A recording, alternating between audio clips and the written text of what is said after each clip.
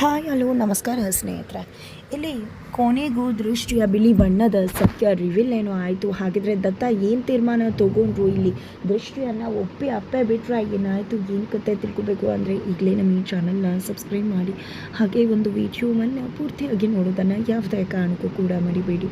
ಇಲ್ಲಿ ದೃಷ್ಟಿ ಶರುವಿನ ಕುತಂತ್ರಕ್ಕೆ ಬಲಿಪಶು ಆಗ್ತಾಳೆ. ದೃಷ್ಟಿ ಮೊದಲೇ ಅಂದ್ಕೊಂಡಿದ್ಲು ದತ್ತನ ಹತ್ರ ತಾನು ಸತ್ಯ ಹೇಳಿಬಿಡಬೇಕು ಅಂತ.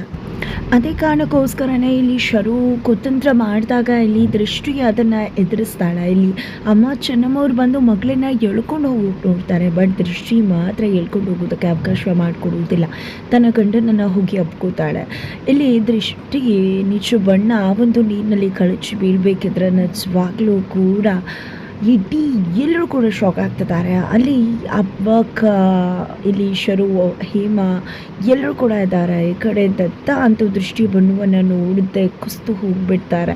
ಅದಕ್ಕೆ ಸರಿಯಾಗಿ ಉಪಕಾರ ಅನ್ನೋ ರೀತಿಯಲ್ಲಿ ಇಲ್ಲಿ ಶರು ನೋಡಿದ್ಯಾ ದತ್ತು, ಎಲ್ಲರೂ ಕೂಡ ನಿಂಗೆ ಮೋಸ ಮಾಡಿಬಿಟ್ರಲ್ಲ, ಇವಳು ಕೂಡ ಮೋಸ ಮಾಡಿಬಿಟ್ಲಲ್ಲ, ಎಲ್ರಿಗಿಂತ ನಿಂಗೆ ದೊಡ್ಡ ಮೋಸ ಆಗೋಯ್ತು ದತ್ತು. ನಿಜವಾಗ್ಲೂ ಇನ್ನು ಮುಂದೆ ಯಾವುದೇ ಕಾರಣಕ್ಕೂ ನೀನು ಹೊರಗಡೆ ಬರೋದಕ್ಕೆ ಸಾಧ್ಯ ಇಲ್ಲ, ಅಷ್ಟು ನೀನು ಜೀವನದಲ್ಲಿ ಕುಸ್ತು ಹೋಗ್ಬಿಟ್ಟೆ, ಹಂಗೆ ಹಿಂಗೆ ಅಂತ ಹೇಳಿ ನಿಜವಾಗ್ಲೂ ದತ್ತ ಆಗ್ತಿದ್ರು ಬಿಡ್ತಿದ್ರು ಶರುನೇ ಹೇಳಿ ದತ್ತನ ಮನಸ್ಸನ್ನು ಛಿದ್ರಗೊಳಿಸ್ಬಿಡ್ತಾರೆ.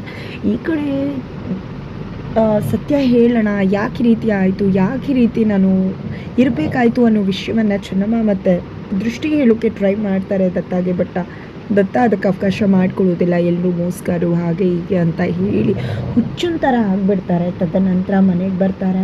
ಮನೆಗೆ ಬಂದಿದ್ದೆ ಮೊದಲಿನ ರೀತಿ ಕುರ್ತಕ್ಕೆ ದಾಸ ಆಗಿದ್ದಾರೆ. ದೃಷ್ಟಿ ಕೂಡ ಮನೆಗೆ ಬಂದಿದ್ದೆ ತನ್ನ ದತ್ತ ದೊರೆ ಹತ್ರ ಬಂದು ಮಾತಾಡೋಕ್ಕೆ ಅಂತ ಹೇಳಿ ಬರ್ತಿದ್ದಾಳೆ. ಬಟ್ ದತ್ತ ಅಲ್ಲೇ ನಿಂತ್ಕೊ, ಯಾವುದೇ ಕಾರಣಕ್ಕೂ ನನ್ನ ಹತ್ರ ಬರಬೇಡ ಅಂತ ಹೇಳ್ತಿದ್ದಾರೆ. ಹಾಗಿದ್ರೆ ಕೊನೆಗೂ ಇಲ್ಲಿ ಶರು ದತ್ತ ಮತ್ತು ದೃಷ್ಟಿಯನ್ನು ದೂರ ಮಾಡೋದ್ರಲ್ಲಿ ಸಕ್ಸಸ್ಫುಲ್ ಆಗಲ್ಲ. ಏನಾಯಿತು ತಿಳ್ಕೊಬೇಕು ಅಂದರೆ ಮುಂದಿನ ವೀಡಿಯೋಗೆ ವೆಯ್ಟ್ ಮಾಡೋದನ್ನು ಮಾಡಿ.